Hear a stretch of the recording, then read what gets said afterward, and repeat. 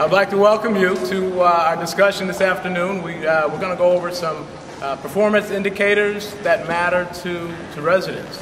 And I'd like to start by making some acknowledgments, if I could. I want to thank Springfield College, Western New England College, of course the South End Community Center, the Urban League, and there's some individuals, Yolanda Venderdes, Evelyn Aquino from Western Mass Partnerships for Healthy Living, and Maria Cuerda, and of course our interns who work so diligently to make all the setup that you see.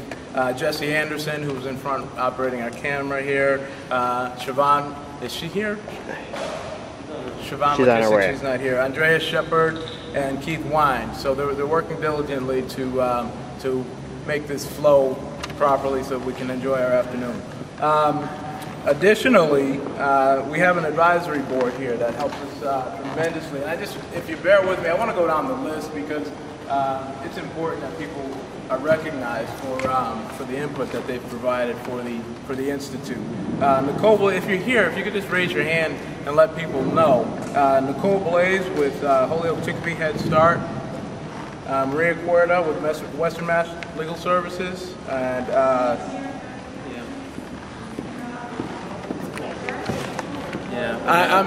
okay. What I'm doing is I'm simply going over a list of advisory board members because we like to acknowledge them because their input is so beneficial to the Institute. As I mentioned, Nicole Blaze. If you're here, Kelsey Flynn, and with Paintbox Theater. Maura Geary, I don't know if Maura's here, but Maura's with the Regional Employment Board. Of course, we've got Reen Zega, James Whitley, Sam Sharon, Julius Ford. I know Julius is here. And of course, Mary Ann McMove, she's out of country right now. Jay Demerith, of course, and Carolyn Ford, Humberto Flores, Marie Grady, Amy Munnings, and of course Molly Mead, who I was just talking to, so I know she's here. We're a think tank with a twist, and the twist is we have a central committee organizing. We want to raise the level of debate and broaden the participation in that debate, premised on the idea that regular residents deserve, and community stakeholders deserve, the opportunity to participate in a discussion of big ideas. So far, we have an active multi-author blog with, this week, almost 200 visitors every day. Our events included one on regional equity, one around the Mass Inc.'s economic development study, early literacy event where we hosted the folks from the Davis Foundation to talk about their new initiative and how data can be accessible to residents. An event on social investing and social entrepreneurship at the Gasoline Alley Foundation. Today's event on municipal performance indicators that matter to residents.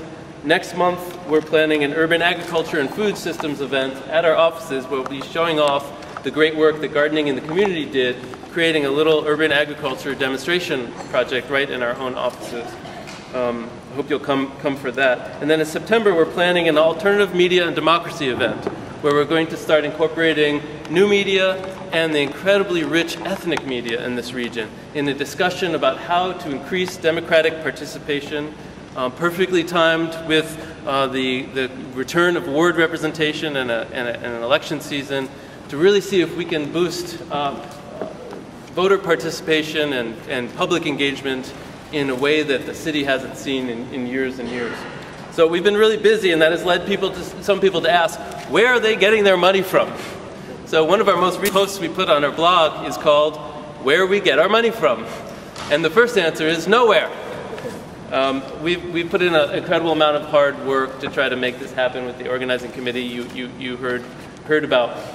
We have a couple small projects with some great groups around the region, including the North End Campus Coalition and the Holyoke Food and Fitness Policy Council, a great project with the Somali immigrant community called Breaking the Silence, and a few others.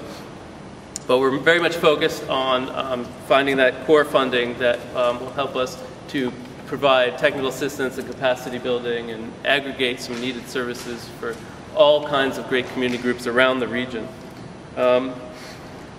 So the motivation for this event were at least two things. The first was the ceremony where the Financial Control Board was dissolved at City Hall a few weeks ago. How many of you here were at that ceremony at City Hall? Or saw some clips from the news, maybe read about it? The two messages from the governor, from the mayor, from Chris Gabrielli and others were first, fiscal discipline. Sort of like, duh, that's important. But the other thing was a message about the importance of regular residents taking responsibility for holding their leadership accountable. And the question was, how's that going to happen? I think things like CityStat, what Paul Foster, who disappeared, has been doing is part of that. And I'd like to think that our effort to make these connections between the big issues and community stakeholders are also part of the answer about what we're going to do. Are we going to slide back to the bad old ways or usher in a new era of participation that the city has not known for a long time? The other thing that most inspired this event was a series of focus groups we just completed in the north end of Springfield.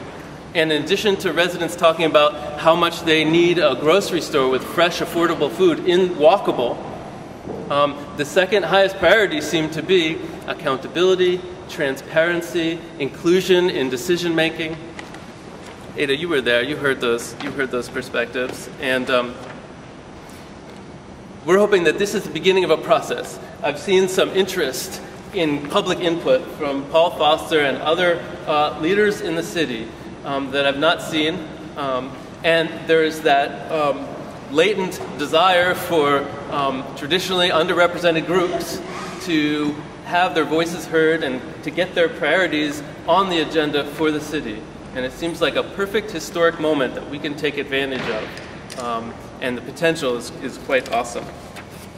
So in terms of format, I'm going to ask Paul Foster from CityStat and Charlotte Kahn from the Boston Indicators Project in Boston to introduce themselves, tell us a little bit about the work that they do, and help start a conversation about what kind of systems are possible to give residents ongoing ability to give input into the agenda and priorities for the city, so that this isn't just a one-time thing. So I'm going to ask them to each speak for less than 5 minutes, and that will allow us to get to a discussion where I think in the course of that we will get the full value of our guests today.